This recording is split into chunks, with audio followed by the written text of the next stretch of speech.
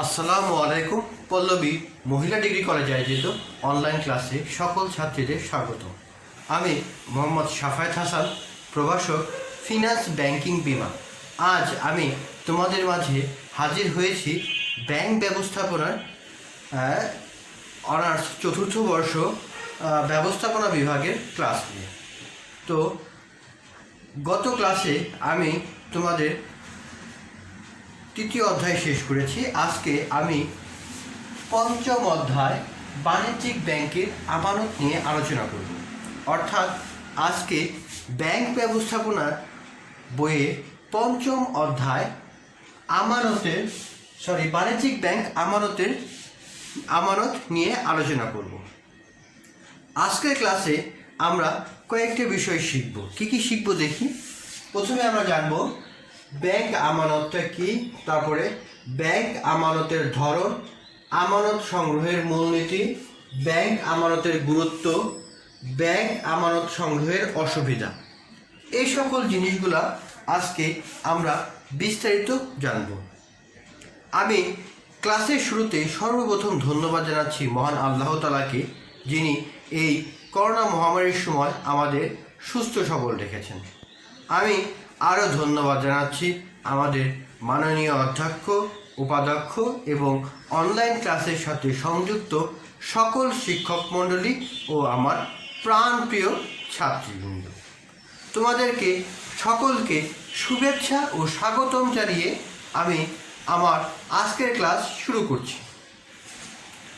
ক্লাসের শুরুতেই আমরা পঞ্চম অধ্যায়ের অর্থাৎ বাণিজ্যিক ব্যাংক আমানত এই অধ্যায়ের প্রথমেই আমরা জানার চেষ্টা করব ব্যাংক আমানত কি, অর্থাৎ এই ব্যাংক আমানতটা কি সেটা আমরা আগে জানার চেষ্টা করব। তো প্রিয় শিক্ষার্থী, তোমরা একটু লক্ষ্য রাখো, অর্থাৎ ব্যাংক আমানত হলো ব্যাংক এর আমানতকারীদের জমাকৃত অর্থ। অর্থাৎ বাণিজ্যিক ব্যাংক তার বিভিন্ন আমানত হিসাবে গ্রাহকদের নিকট হতে যে অর্থ সংগ্রহ করে তাকে ব্যাংক আমানত বলে। বাণিজ্যিক ব্যাংকের প্রধান কাজ হলো জনগণের বিভিন্ন প্রতিষ্ঠানের নিকট থেকে বিভিন্ন হিসাবে আমানত সংগ্রহ করা। বাণিজ্যিক ব্যাংকের ব্যাংক তহবিলের মুখ্য অংশই আমানত থেকে সংগ্রহীত হয়। ব্যাংকের একটি অংশ নগদ ও তরল সম্পত্তি আকারে সংরক্ষণ করে বাকিটা লাভজনক খাতে ঋণ দান ও বিনিয়োগ করে। অর্থাৎ আমরা বাণিজ্যিক ব্যাংকে যখন হিসাব খুলি, অর্থাৎ এই হিসাবের মাধ্যমে জনগণের নিকট থেকে যে আমানত অর্থাৎ যেটা সংগ্রহ করা হয়, অর্থাৎ যে নগদ অর্থটা সংগ্রহ করা হয় তাকেই আমরা আমানত হিসাবে জানি। তো এই আমানতটা ব্যাংক কিছুটা তারল্য সংগ্রহ করে এবং বাকিটা ঋণদান ও বিভিন্ন মেয়াদে বিনিয়োগ হিসাবে সেটা ব্যবহার করে থাকে। অর্থাৎ কোনো ব্যক্তি বা প্রতিষ্ঠানের ব্যাংক আমানত হিসাব খুলে যে অর্থ সেখানে জমা করে তাই ব্যাংক আমানত হিসাবে গণ্য হয়। অর্থাৎ যেমন কোনো প্রতিষ্ঠান অথবা কোনো ব্যক্তি যখন তার উদ্ধৃত অর্থ ব্যাংকে জমা রাখবে, সেই জমাকৃত অর্থটাই ব্যাংকের কাছে আমানত হিসাবে গণ্য হবে। তাহলে আমরা আমানত সম্পর্কে খুব সহজেই সুন্দরভাবে ভালো মতো বুঝতে পারলাম। তো আমানত হিসাবটা খুবই গুরুত্বপূর্ণ তোমাদের, কারণ জাতীয় বিশ্ববিদ্যালয়ে এখান থেকে ভালো কোশ্চেন এসে থাকে। তো প্রিয় শিক্ষার্থীরা, তাহলে আমরা ব্যাংক আমানত কি সেটা সম্পর্কে জানলাম। এখন আমরা জানব ব্যাংক আমানতের ধরন, অর্থাৎ ব্যাংক আমানতের ধরন সম্পর্কে জানব। কোন কোন ধরনের আমানত ব্যাংকের ক্ষেত্রে প্রযোজ্য হয়।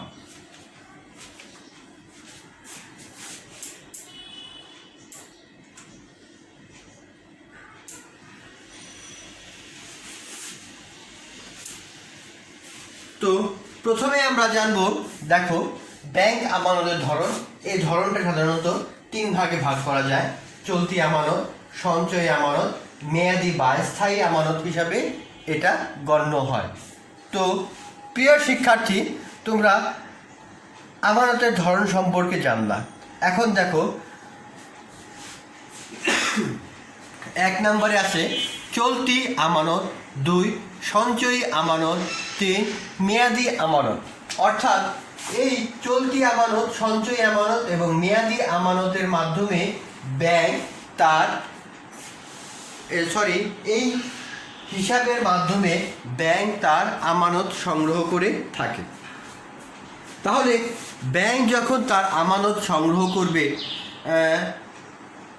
কি মাধ্যমে বা কোন প্রকারের মাধ্যমে, সে সম্পর্কে আমরা এখন বিস্তারিত জানব। তো প্রথমে দেখো চলতি আমানত। অর্থাৎ চলতি আমানত বলতে আমরা কি বুঝি সেটা সম্পর্কে জানব। দেখো, চলতি হিসাবে যে আমানত সংগ্রহীত হয় তাকে চলতি আমানত বলে। এরূপ হিসাবে কোনো প্রকার সুদ প্রদান করা হয় না। এর গ্রাহক কার্য দিবসে যতবার খুশি টাকা জমা দিতে ও চেক কেটে অর্থ উত্তোলন করতে পারে। যাদের প্রত্যহ প্রচুর আর্থিক লেনদেন করতে হয় তারা ব্যাংকে চলতি হিসাব খুলে এরূপ আমানত জমা করে। ব্যবসা ও অন্যান্য প্রতিষ্ঠান তাদের প্রয়োজনে মূলত এরূপ হিসাব খুলে থাকে। এ ধরনের আমানতকারীদের ব্যাংক জমাতিরিক্ত ঋণ উত্তোলনের সুযোগ দেয়। এছাড়া ব্যাংক আমানতকারীদের প্রয়োজনে মোতাবেক বিভিন্ন প্রতিনিধিমূলক ও বৈদেশিক ও তথ্য বিষয়ক সেবা সুবিধা প্রদান করে। অর্থাৎ চলতি আমানতটা হলো সেই আমানত যে আমানতে গ্রাহকগণ দিনে যতবার খুশি অর্থ জমা দিতে পারবে এবং উত্তোলন করতে পারবে। এই আমানতটা দেখা গেছে যে সাধারণত ব্যবসায়ী বা বিভিন্ন প্রকার প্রতিষ্ঠানের জন্য এই আমানত হিসাব খোলা হয়ে থাকে। অর্থাৎ এই আমানতের ক্ষেত্রে এটা খুবই গুরুত্বপূর্ণ চলতি আমানত। এই চলতি আমানতের হিসাবদারীদের ব্যাংক অনেক সময় নগদ ঋণ সহায়তা এবং জমাতিরিক্ত উত্তোলনের সুযোগ প্রদান করে থাকে। ব্যাংকের মুখ্য আমানতটাই হলো এই চলতি আমানতের ক্ষেত্রে বর্তমানে লক্ষ্য রাখা গেছে যে চলতি আমানতের টাকাটাই সর্বোচ্চ। কারণ এই টাকাটা ব্যাংক সবসময় ধরে রাখতে পারে না, কিন্তু টাকার পরিমাণটা অনেক। কারণ এখানে ব্যবসায়ী এবং বিভিন্ন বড় বড় প্রতিষ্ঠানরা এখানে এই হিসাবটা খুলে থাকে। তাহলে তোমরা ভালো মতো বুঝতে পারলাম চলতি আমানতটা। 2 নাম্বারটা আছে সঞ্চয়ী আমানত। আমরা এখন দেখব এই সঞ্চয়ী আমানত বলতে কি বুঝি। অর্থাৎ সঞ্চয়ী আমানত সম্পর্কে আমরা এখন জানব। তো প্রিয় শিক্ষার্থী, তাহলে আমরা সঞ্চয় আমানত সম্পর্কে জানি। ব্যাংক সঞ্চয় হিসাবের বিপক্ষে যে আমানত সংগ্রহ করে তাকেই সঞ্চয়ী আমানত বলে। সীমিত আয়ের লোকজন, পেশাজীবী, চাকুরিজীবী, ছাত্রছাত্রী, বিভিন্ন ব্যক্তিবর্গ সাধারণত এ ধরনের হিসাব খোলে। এরূপ হিসাবে স্বল্প সুদ প্রদত্ত হয়। কার্য দিবসে অর্থাৎ ব্যাংক খোলা থাকা অবস্থায় যতবার ইচ্ছা টাকা জমা দেওয়া গেলেও সপ্তাহে মাত্র 2 বার টাকা উত্তোলন করা যায়। এছাড়া নির্দিষ্ট পরিমাণের বেশি টাকা চেকের অর্থ ব্যাংককে বাধ্য করা যায় না। বর্তমান হিসাবে বিপক্ষে সপ্তাহে 2 বার বেশি চেক কাটা হলে বা নির্দিষ্ট পরিমাণ অর্থের বেশি অঙ্কের চেক কাটা হলে উক্ত মাসের জন্য হিসাবটি চলতি হিসাব রূপে গণ্য হয়ে থাকে। ফলে ওই মাসের জমাকৃত অর্থের উপর কোনোরূপ সুদ প্রদত্ত হয় না। এরূপ হিসাবে গ্রাহকের ব্যাংকের বিভিন্ন ধরনের সেবা সুবিধা প্রদান করে। সঞ্চয় হিসাব বিভিন্ন ধরনের হওয়ার ক্ষেত্রে বিভিন্ন ধরনের সঞ্চয়ী আমানতের সৃষ্টি হয়। অর্থাৎ এই সঞ্চয়ী হিসাব অর্থাৎ সঞ্চয়ের উদ্দেশ্যে যখন আমরা ব্যাংকে হিসাব করব তখন তাকে এই সঞ্চয়ী হিসাব বলে। এই সঞ্চয়ী হিসাব সাধারণত দেখা গেছে যে চাকরিজীবী, পেশাজীবী, ছাত্রছাত্রী, ডাক্তার, ইঞ্জিনিয়ার, এইসব প্রকৃতির যারা লোক আছে তারাই সাধারণত এই সঞ্চয় হিসাব খুলে থাকে। তো এই সঞ্চয়ী হিসাবের মাধ্যমে স্বল্প পরিমাণ সুদ প্রদান করে। এখানে সপ্তাহে যতবার খুশি টাকা জমা দেওয়া গেলেও উত্তোলনের ক্ষেত্রে কিছু বাধ্যবাধকতা থাকে, অর্থাৎ সপ্তাহে 2 বারের বেশি টাকা উত্তোলন করা যায় না। যদি উত্তোলনকৃত হয় তাহলে ব্যাংক ওই টাকার উপরে কোনো প্রকার সুদ প্রদান করে না। 3 নাম্বারটা দেখো, মেয়াদি বা স্থায়ী আমানত। অর্থাৎ মেয়াদি বা স্থায়ী আমানত বলতে আমরা কি বুঝব? মেয়াদি বা স্থায়ী আমানত বলতে সেই আমানতকেই বুঝব যে আমানত নির্দিষ্ট পরিমাণে বা নির্দিষ্ট সময়ের জন্য অর্থ ব্যাংকে গচ্ছিত রাখা হয়। অর্থাৎ আমার কাছে 1 লক্ষ টাকা আছে, এই 1 লক্ষ টাকা আমি 5 বছরের জন্য ব্যাংকে রেখে দিলাম, এটাই হবে স্থায়ী বা মেয়াদি আমানত। এই আমানত ব্যাংকের জন্য খুবই গুরুত্বপূর্ণ, কারণ ব্যাংক যত স্থায়ী আমানত সংগ্রহ করতে পারবে ব্যাংকের জন্য ততই লাভজনক হিসেবে বিবেচিত হবে।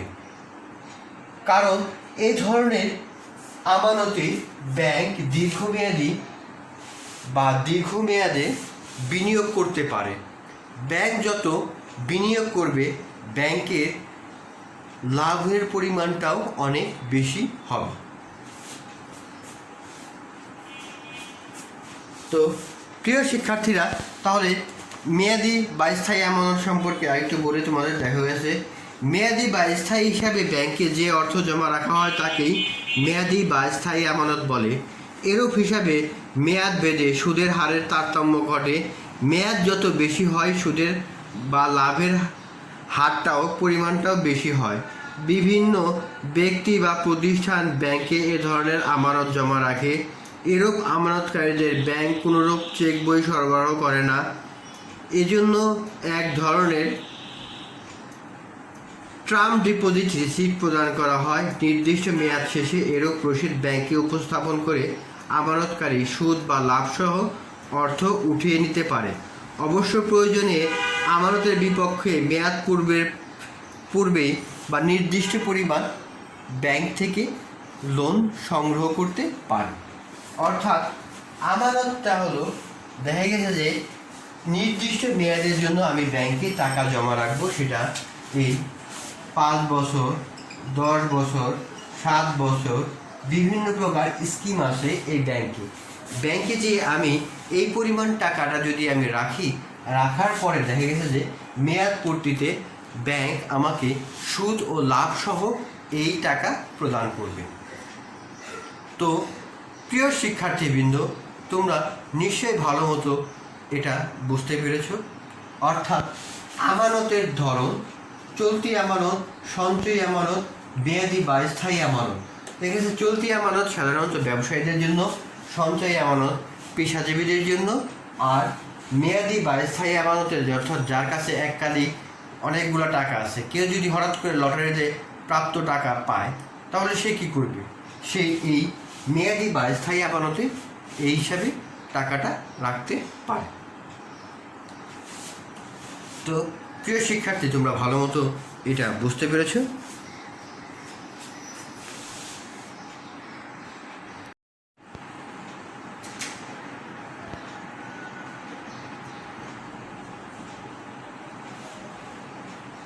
আমরা এখন দেখব আমানত সংগ্রহের মূলনীতি সম্পর্কে জানব। আমরা ব্যাংক আমানত কি, ব্যাংক আমানতের ধরন জানলাম, এখন আমরা জানব আমানত সংগ্রহের মূলনীতি। এই আমানত সংগ্রহের মূলনীতি সম্পর্কে আমরা এখন বিস্তারিত আলোচনা করব। প্রথমে দেখো 1 নম্বরে দেওয়া আছে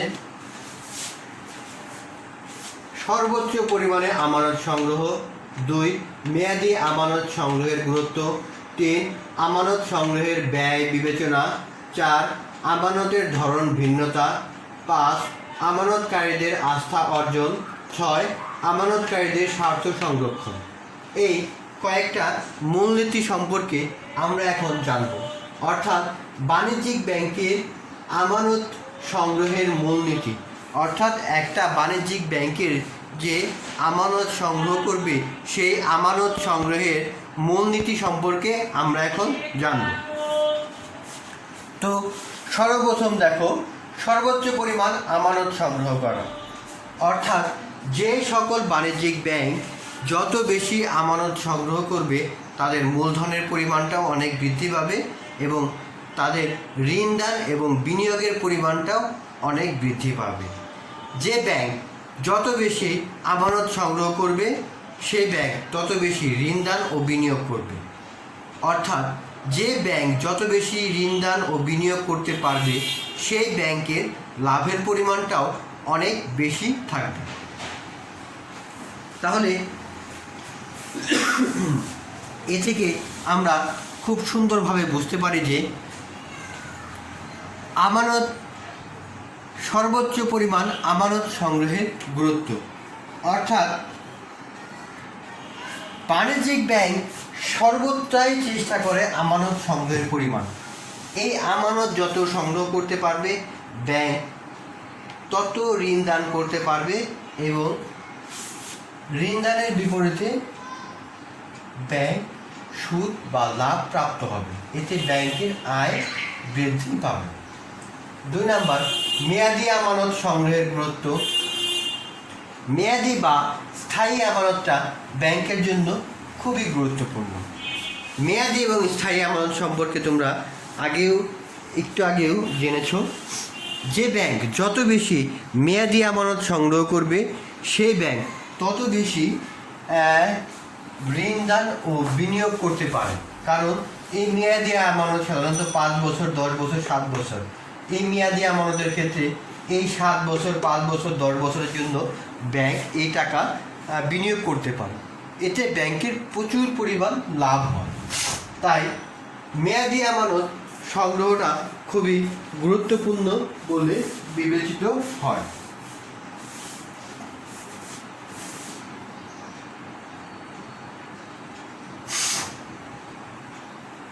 3 নম্বর, আমানত সংগ্রহের ব্যয় বিবেচনা।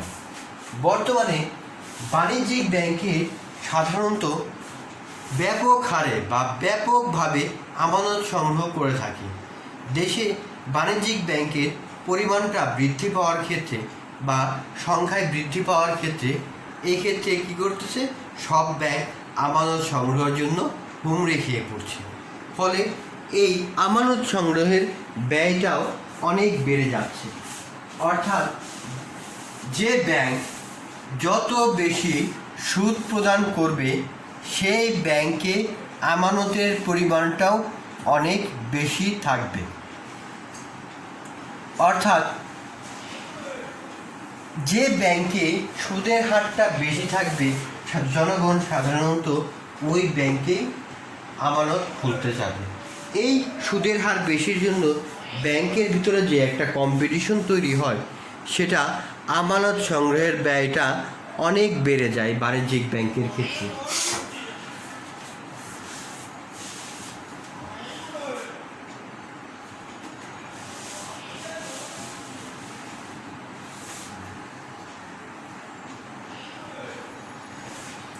এই বাণিজ্যিক ব্যাংকে আমানত সংগ্রহটা খুবই গুরুত্বপূর্ণ হিসাবে বিবেচিত হয়। কারণ যে ব্যাংক যত বেশি আমানত সংগ্রহ করবে তাকে সুদ সেই পরিমাণে দিতে হবে এবং আমানতগত অর্থ যদি দেখা গেছে যে সঠিকভাবে বিনিয়োগ এবং ঋণদান করতে না পারে সেই ক্ষেত্রে ব্যাংকের এটা অলাভজনক বিনিয়োগ হিসাবে বিবেচিত হয়। ফলে ব্যাংক ক্ষতির সম্মুখীন হয়। তাই এই আমানত সংগ্রহ করলেই হবে না, এর যথাযথ ব্যবহারটাও এই ব্যাংকে, এই বাণিজ্যিক ব্যাংকে তার ব্যবহার নিশ্চিত করতে হবে। আমানতের ধরনের ভিন্নতা, অর্থাৎ এই চলতি আমানত, সঞ্চয়ী আমানত, মেয়াদি বা স্থায়ী আমানত যেই সাধারণত ব্যাংক তার এই আমানতগুলা খুলে থাকতেছে, সেই ক্ষেত্রে একটু লক্ষ্য রাখলে দেখতে পাই বা একটু লক্ষ্য রাখলে দেখা যায় যে দেখো,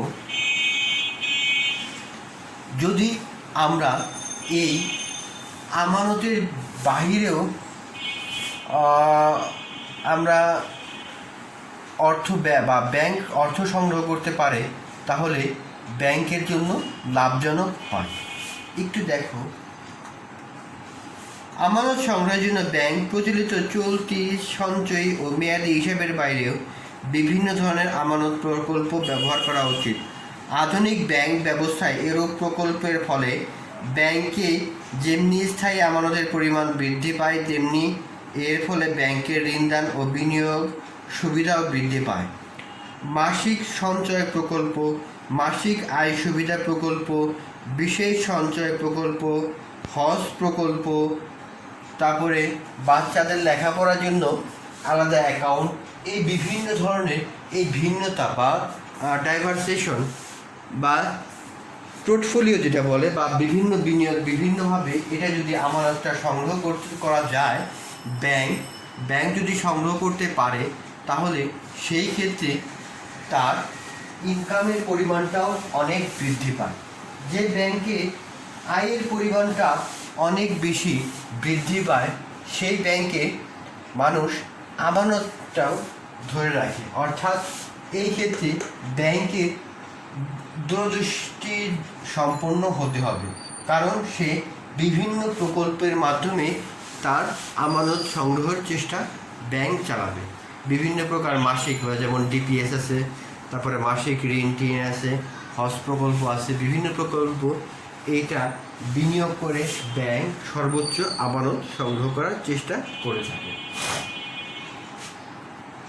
আমানতকারীদের আস্থা অর্জন। বাণিজ্যিক ব্যাংকে অবশ্যই আমানত সংগ্রহের পাশাপাশি আমানতকারীদের আস্থা অর্জন করতে হবে।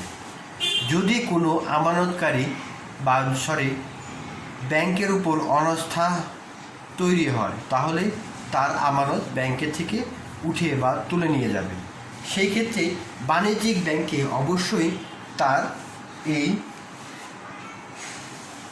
আমানতকারীদের আস্থা অর্জন করতে হবে। যে ব্যাংক যত বেশি আস্থা অর্জন করতে পারবে, সেই ব্যাংক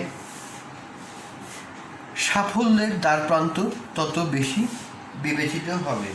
অর্থাৎ আমানত সংগ্রহ থেকে আমানতকারীদের আস্থা অর্জন খুবই গুরুত্বপূর্ণ একটা বিষয়। এই জন্য প্রয়োজনীয় তারল্য যেমন সংগ্রহ করতে হয়, তেমনি আমানতকারীদের অধিক সেবা প্রদানে ব্যাংকের উদ্যোগী ভূমিকা রাখতে হয়। অর্থ সংগ্রহ, পাওনা পরিশোধ, দ্রুত সার্ভিস ইত্যাদি সেবার সুবিধার পাশাপাশি প্রতিনিধিত্বমূলক সেবার সুবিধা, জনহিতকর সেবা কার্যাদি, বৈদেশিক লেনদেন ও তথ্য বিষয়ক সেবা সম্পাদনের মাধ্যমে বিভিন্ন গ্রাহকের সুবিধা প্রদানের মাধ্যমে গ্রাহক সন্তুষ্টি করে থাকে। আর এভাবে আস্থা অর্জনের পাশাপাশি ব্যাংকের আমানতকারীর আমানত আরও দিন দিন বৃদ্ধি পায়। অর্থাৎ আমানতকারীদের আস্থা অর্জন করতে পারলে ব্যাংকের আমানতটা দিন দিন বৃদ্ধি পাবে। আমানতকারীদের স্বার্থ সংরক্ষণ। ব্যাংক অবশ্যই আমানতকারীদের স্বার্থ সংরক্ষণ করবে। যদি আমানতকারীদের স্বার্থ সংরক্ষণ করা না হয়, তাহলে আমানতকারীরা আমানতের অর্থ উঠিয়ে নেবে। অর্থাৎ বাণিজ্যিক ব্যাংক বর্তমানকালে আমানতের পরিমাণ বাড়ানোর জন্য আমানতকারীদের স্বার্থ সুরক্ষার চেষ্টা করে। ব্যাংকগুলো এ বিষয়ে আমানতকারীদের মনের আস্থা সৃষ্টির চেষ্টা করে যে তাদের আমানতের অর্থ ফেরত যথাযথ নিশ্চিত বিধান ব্যাংক বদ্ধপরিকর।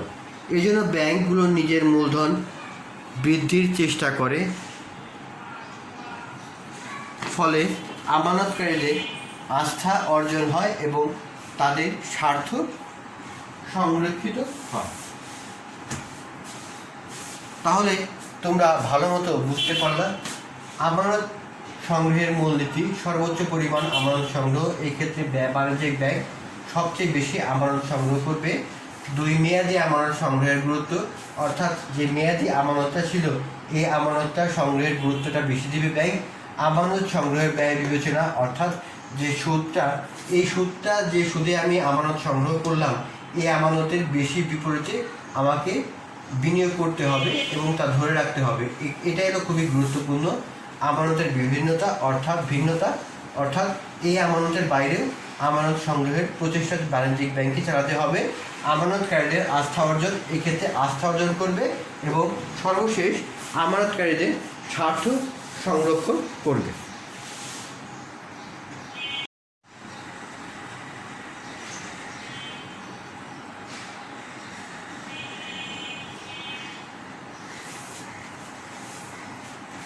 তো প্রিয় শিক্ষার্থী, আমরা এখন দেখব বাণিজ্যিক ব্যাংকের গুরুত্ব। এটা আমরা সুবিধাও বলতে পারি, অর্থাৎ ব্যাংক আমানতের গুরুত্ব বা সুবিধা সম্পর্কে আমরা এখন জানব। তো ব্যাংক আমানতের ক্ষেত্রে এটা খুবই গুরুত্বপূর্ণ একটা বিষয়, যে তার গুরুত্বটা কি সেটা জান। দেখো, এখানে ব্যাংক আমানতের গুরুত্ব হিসেবে আছে মূলধন গঠন, ঋণ দান, বিনিয়োগ, কর্মসংস্থানের সুযোগ, ব্যাংক পরিচালনা, মুনাফা অর্জন। অর্থাৎ শিক্ষার্থীবৃন্দ, তোমরা জানলা যে দেখো আমানতের গুরুত্বটা কি। মূলধন গঠন করে, ঋণ প্রদান করে, বিনিয়োগ, কর্মসংস্থানের সুযোগ, ব্যাংক পরিচালনা এবং মুনাফা অর্জন। আমরা এখন এই কয়েকটা পয়েন্টের বিস্তারিত আলোচনা করব। তো আলোচনার শুরুতেই তো আমরা ব্যাংক আমানতের ধরন এবং আমানত সংগ্রহের যে মূলনীতি সে সম্পর্কে আমরা বিস্তারিত জেনেছি।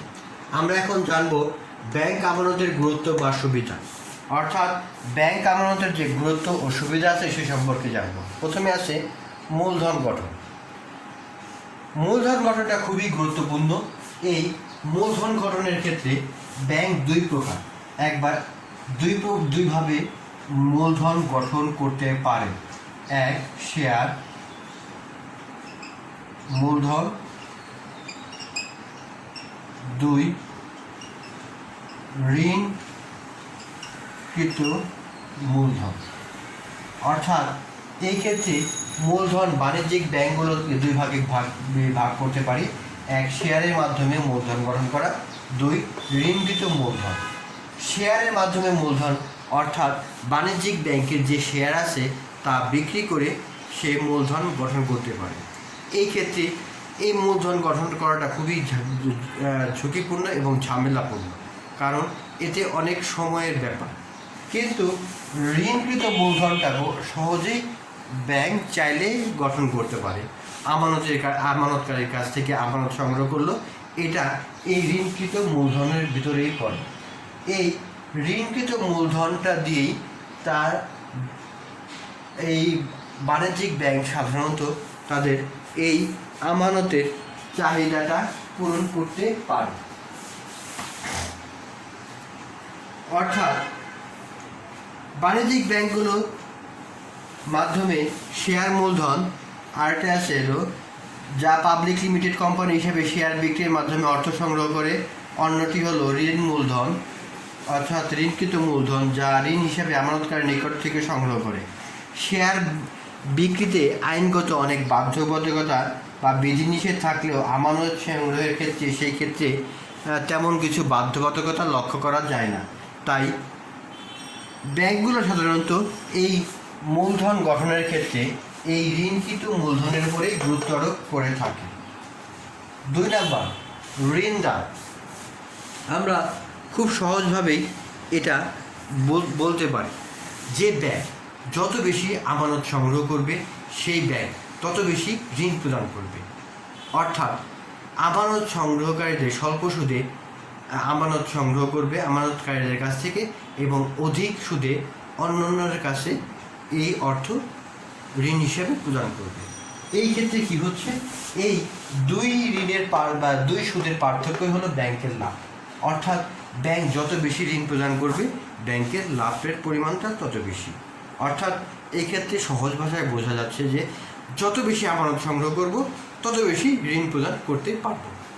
ঠিক বিনিয়োগের ক্ষেত্রে অনুরূপভাবে একইভাবে বলা যায় যে ব্যাংক যত বেশি আমানত সংগ্রহ করবে সেই ব্যাংক তত বেশি বিনিয়োগ করবে।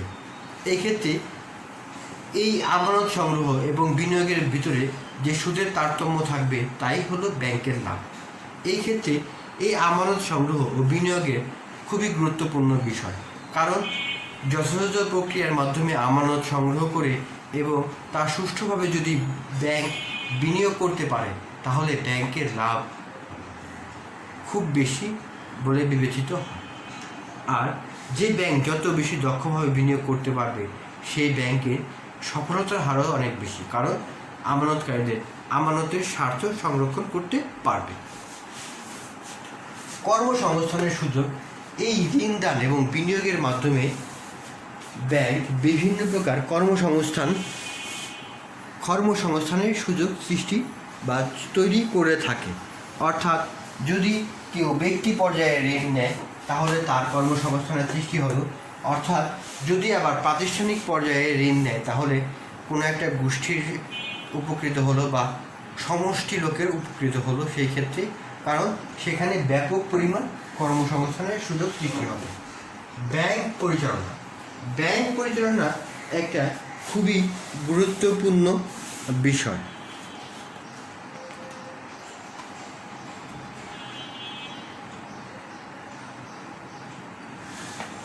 এই ব্যাংক পরিচালনার ক্ষেত্রে প্রচুর পরিমাণে বা নির্দিষ্ট পরিমাণে চলতি মূলধনের প্রয়োজন পড়ে।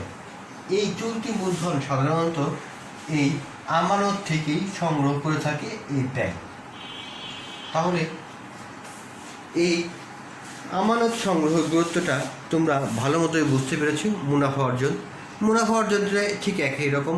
যে ব্যাংক যত বেশি আমানত সংগ্রহ করতে পারবে সেই ব্যাংকে মুনাফার পরিমাণটাও ঠিক তত বেশি পরিলক্ষিত হবে।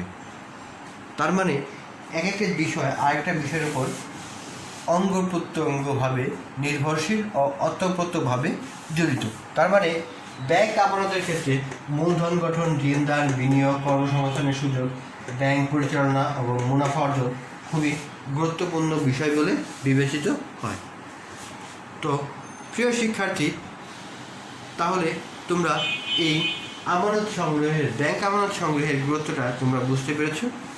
এখন এই ব্যাংক আমানত সংগ্রহের গুরুত্বের পাশাপাশি কিছু অসুবিধাও আছে, আমরা অসুবিধা নিয়ে এখন আলোচনা করব।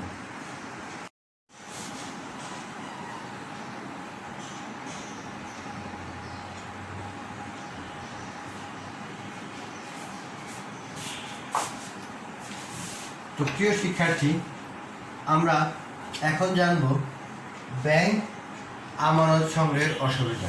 এই অসুবিধা সম্পর্কে আমরা এখন জানব।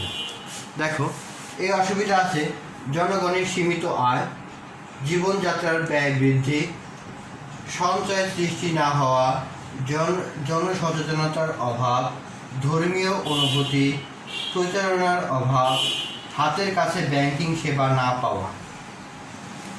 অর্থাৎ এই কয়েকটা বিষয় খুবই গুরুত্বপূর্ণ বলে বিবেচিত। তাহলে প্রথমে দেখো, জনগণের সীমিত হয়। আমাদের দেশটা উন্নয়নশীল, অর্থাৎ এই ক্ষেত্রে আমাদের দেশে ব্যাপক জনসংখ্যা, এই জনসংখ্যার আয়টা খুবই সীমিত। অর্থাৎ দেখা যাচ্ছে যে আমাদের একটা ফ্যামিলির একজন মেম্বারই আছে ইনকাম করার মতো, সেই ক্ষেত্রে তার একার ইনকামের উপর সমস্ত পরিবারটা নির্ভর করে। তাই জনগণের সীমিত আয়টা খুবই গুরুত্বপূর্ণ হিসেবে বিবেচিত হয়। 2, জীবনযাত্রার ব্যয় বৃদ্ধি। জীবনযাত্রার ব্যয় বৃদ্ধিটা খুবই গুরুত্বপূর্ণ একটা বিষয়, কারণ দিন দিন যে পরিমাণ মুদ্রাস্ফীতি ঘটছে তাতে আমাদের এই ব্যয় বৃদ্ধি বা জীবনযাত্রার খরচটা খুব বেশি বৃদ্ধি পাচ্ছে। ফলে আমাদের ব্যাপক হারে আর্থিক সমস্যার সম্মুখীন হতে হচ্ছে। সেই ক্ষেত্রে আমরা অর্থাৎ দেশের জনগণের মাথাপিছু আয় কম হলে মুদ্রাস্ফীতির কারণে দেশের জীবনযাত্রার ব্যয় প্রতিনিয়তই বৃদ্ধি পাচ্ছে। এতে স্বল্প আয়ের লোকেরা জীবন ধারণের জন্য প্রয়োজনীয় পণ্য সামগ্রী ক্রয় করতে হিমশিম খাচ্ছে, ফলে আমানত সৃষ্টিতে ব্যাহত হচ্ছে। দেখো, আমাদের দেশে এই জীবনযাত্রার ব্যয় বৃদ্ধিটা খুবই বেশি পাচ্ছে, ফলে আমানত সংগ্রহের ক্ষেত্রে সেটা বড় বাধা হিসেবে বিবেচিত হচ্ছে।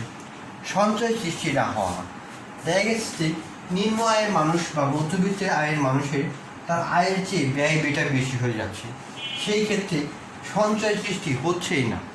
এই ক্ষেত্রে দেখা গেছে যে দিন দিন মুদ্রাস্ফীতির কারণে পণ্যদ্রব্যের যে দাম যে হারে বাড়ছে, তাতে আমাদের সঞ্চয় কোঠা সম্পূর্ণ শূন্য হয়ে যাচ্ছে।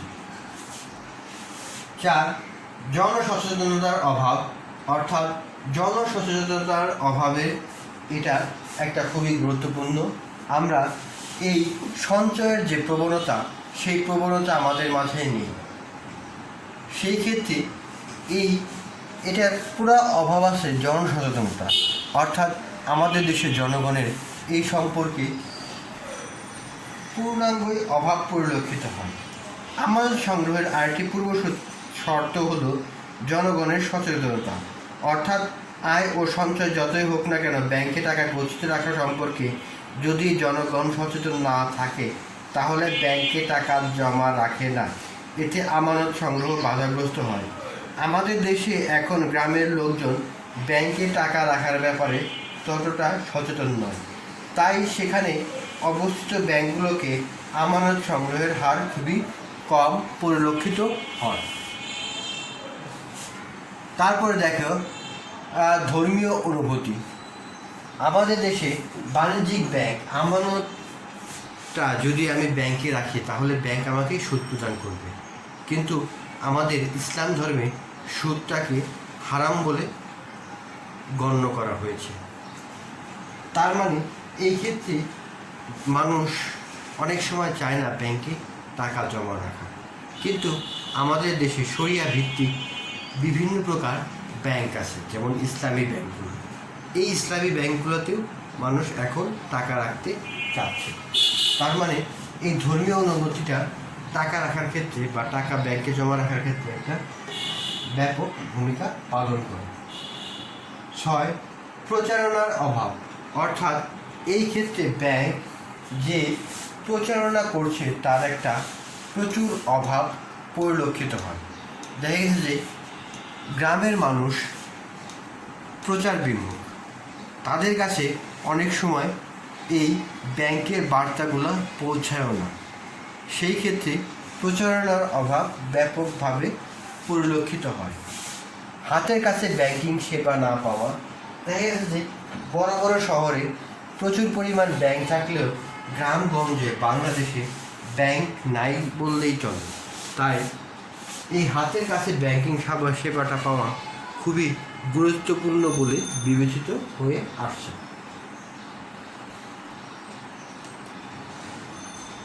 আর এটা আমানত সংগ্রহের জন্য একটা বাধা বলে বিবেচিত হচ্ছে। তাহলে প্রিয় শিক্ষার্থীরা, তোমরা ভালো মতোই বুঝতে পেরেছ। তাহলে আজকের ক্লাসে আমরা শিখলাম ব্যাংক আমানত কি, ব্যাংক আমানতের ধরন, আমানত সংগ্রহের মূলনীতি, ব্যাংক আমানতের গুরুত্ব বা সুবিধা, ব্যাংক আমানত সংগ্রহের অসুবিধা, এই সম্পর্কে আমরা বিস্তারিত জানলাম। প্রিয় শিক্ষার্থী, আজকের মতো আমি এখানেই শেষ করব আমার ক্লাস। আমি সবার জন্য দোয়া করি, তোমরাও আমার জন্য দোয়া করবা। আমি আবারও আল্লাহকে অশেষ ধন্যবাদ জানাচ্ছি, কারণ তিনি এই করোনা মহামারীর সময় আমাদের সুস্থ সবল রেখেছেন। আমি আরও ধন্যবাদ জানাচ্ছি আমাদের অধ্যক্ষ এবং অনলাইন ক্লাসের সাথে সংযুক্ত সকল শিক্ষক মণ্ডলী ও আমার প্রাণপ্রিয় ছাত্রী সকলকে শুভেচ্ছা ও স্বাগতম জানিয়ে আমি আমার ক্লাস এখানেই শেষ করছি। সবাই ভালো থেকো, সুস্থ থেকো। আল্লাহ হাফেজ। আল্লাহ যেন তোমাদের সকলের মঙ্গল কামনা করি। আল্লাহর কাছে তোমাদের সকলের মঙ্গল কামনা করি। আজকের মতো আমি আমার ক্লাস এখানেই শেষ করছি। সবাই ভালো থেকো, সুস্থ থেকো। খুদা হাফেজ।